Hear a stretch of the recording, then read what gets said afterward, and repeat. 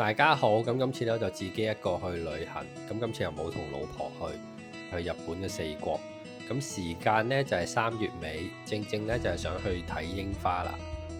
今次咧就係搭 Hong Kong Express，咁其實飛去日本都係3個零4個鐘嘅啫，都有買到呢個 U First 個 service 啦，就係可以排隊行先啦。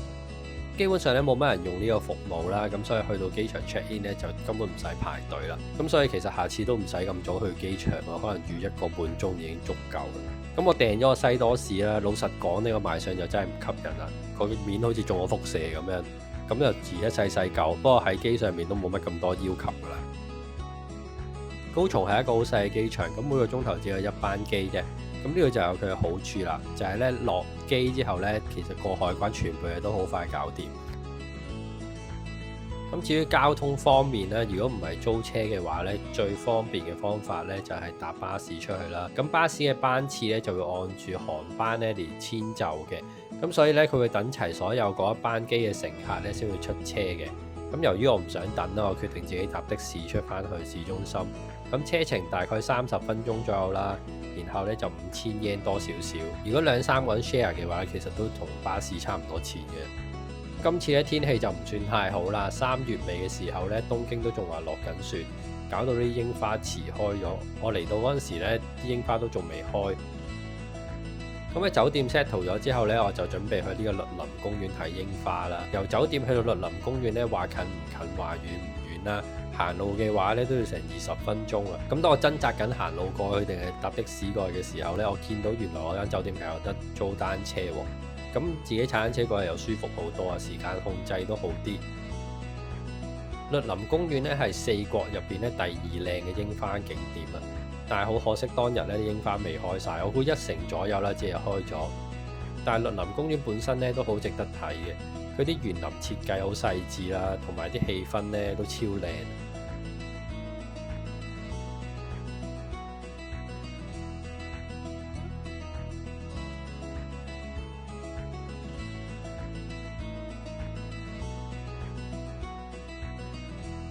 本身咧，我以為高松市會比較落後嘅，咁但係咧喺呢度睇到之後又覺得唔係。佢呢度嘅商店街嘅規模都有翻咁上下啦，又有好多名店啦，咁食肆都唔少嘅。咁生活機能咧望落去都係方便，仲有間大丸百貨公司添喎。但係唔知係咪呢度啲人生活節奏比較慢，好早收工。我見咧呢間百貨公司7點鐘已經要閂門。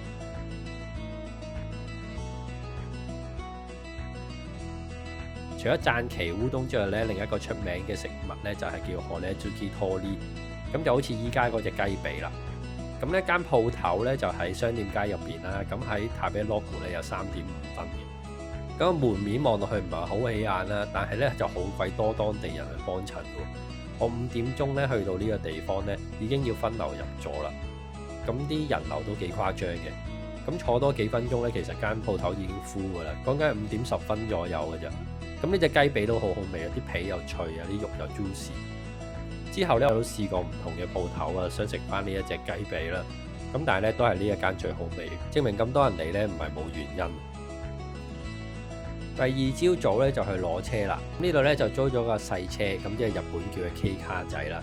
4國要揸車咧，真係要租架細啲嘅車，因為呢度好多山路咧，好鬼窄咧。如果你租架大車，反而係好難揸。第一站咧就係好多香港人都知嘅多肥西公園啦。如果你打開 Google Map 咧，街景圖咧都會見到香港有一啲巴打咧就嚟呢度特登影相。咁個公園其實好細嘅，佢出名其實都唔叫出名嘅，只不過係喺香港人入邊出名嘅啫，就係因為佢多肥西公園呢個字有啲諧音啦。咁之後就真係去第一個景點啦，天空之鳥居。咁喺高松揸車過去咧就1.5個鐘頭啦。咁呢度揸車嚟講都有少少難度啊，所以真係講細車係有好處。咁上山之前咧有一條好斜好長嘅路嘅，真係會行到喘氣嗰隻嘅，所以呢度咧可能都要放慢腳步咁行，唔好咁心急啦。上到山頂咧就會見到有一個鳥居啦，咁佢就好似浮喺天空之中咁嘅，咁都真係好靚嘅。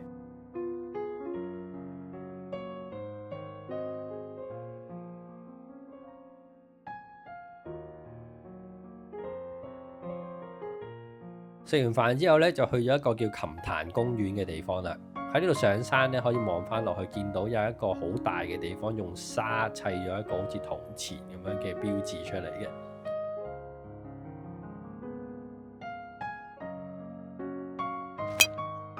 咁落翻個公園嗰度啦，我見到有班僆仔咧喺度踢波同打棒球啦。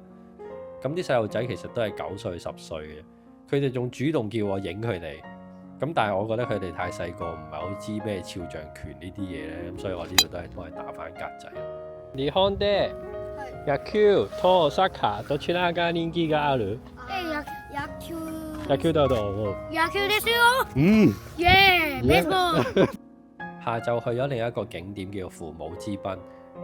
咁呢度咧係個沙灘嚟嘅，咁因為日落潮退咧，咁啊形成咗啲水凼喺度咧，可以做一個天空之鏡啊。咁當日我太早嚟啦，咁喺日落時間咧早咗大概2個鐘頭嚟，咁所以我喺嗰度 hea 咗好耐咧，先至等到可以日落。咁啊建議翻大家唔好咁早嚟啦，可能日落之前咧半小時先好嚟，因為嗰陣時個鹹蛋黃嘅顏色咧先至係最靚嘅。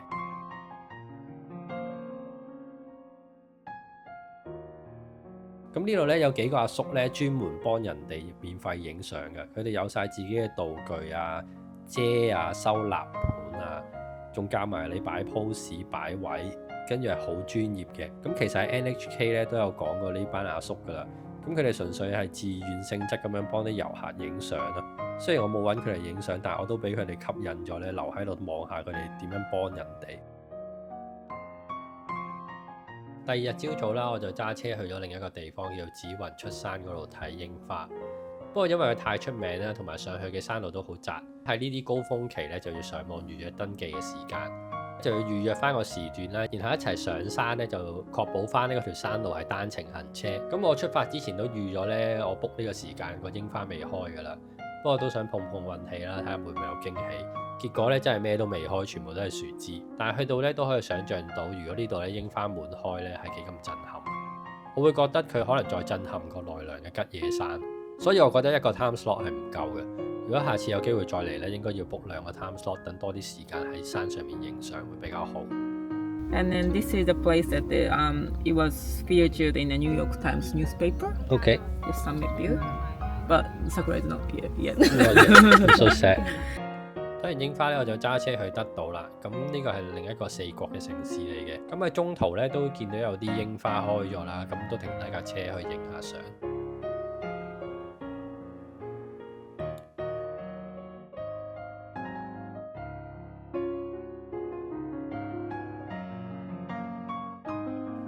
咁今次去德島咧就冇話咩特別行程啊，因為嗰邊啲櫻花都未開啦。咁純粹係咧之後去大阪呢一度作為一個中途站啦。因為其實喺呢度揸車去大阪咧，其實都幾遠嚇，咁我會選擇搭翻巴士出去咯。咁喺德島市咧都有特登喺城市度兜個圈啦，感覺上咧同高松差唔多啦，都係嗰種靜啊日本 local 啲嘅感覺啦。咁呢度咧就特登睇下佢哋啲樓咧，原來都幾平喎，100萬都已經做到業主咯。呢個勁平喎，3000萬即係3、5、15即係8、5萬，4LDK 即係4房，都唔知遠唔遠。咁咧今集就講到呢度先，下集咧我會繼續去大阪同京都嘅，同埋咧約咗一個朋友去睇棒球比賽。咁我哋下集再見，拜拜。